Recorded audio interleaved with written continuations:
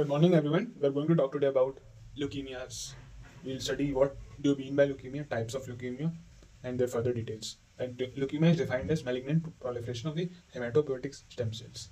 Hematopoietic means you must have studied about the pluripotent stem cells, which further divides into lymphocytic lineage and myelocytic lineage. And the lymphocytic lineage further divides itself into B and T, and the myelocytic goes into RBC, platelets, granulocytes, monocytes. In granulocytes, they're further into basophils, monophils, and eosinophils.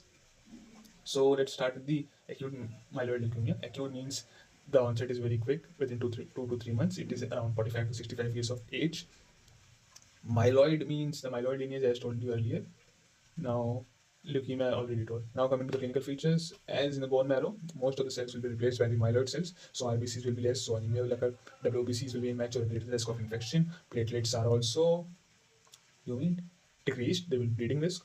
Along with it, as immature RBCs are there, there will be risk of leukostasis. Leukostasis can result in various occlusion of blood vessels in the brain, lungs, even in the penis. And there will be chloroma, soft tissue tumor can be seen. Apart from this, on peripheral blood smear, you will find or rods to be present, and myeloperoxidase enzyme positive is also seen. Now coming to the Fab classification, where it is classified into M0, M1 to 7. M0 is minimal differentiation, no MPO positive, no rods. M1 is better differentiated but no maturation. M2 is maturation with or rods, and T821 translocation is seen. And M3 is really important, it's pro-myelocytic variant where we see granules. T1517 translocation is seen, and there is also risk of DIC, and the treatment of it is ETRA. M4 is a myelomonocytic type, where we see inversion 616. M5 is a monocytic, it's seen in the old patients, so we will also see gum thickness.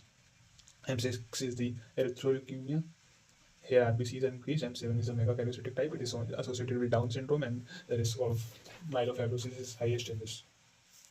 Now coming to the treatment and investigation of choice is a flow cytometry. You can see the CD markers, and in prognosis, if the age is greater than 60 years and or the TLC is raised, they are indicators of poor prognosis. In treatment, we give induction therapy, consolidation therapy. In maintenance phase, we use cytarabine and danoleucine drugs, and to treat the leukostasis component, we use hydroxyurea. And for the tumor lysis syndrome, we use allopurinol, rasburicase, and alkalinization of the urine. And for the leukostasis, we use hydroxyurea.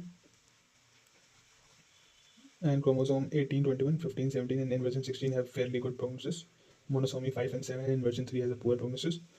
So this was all about AML.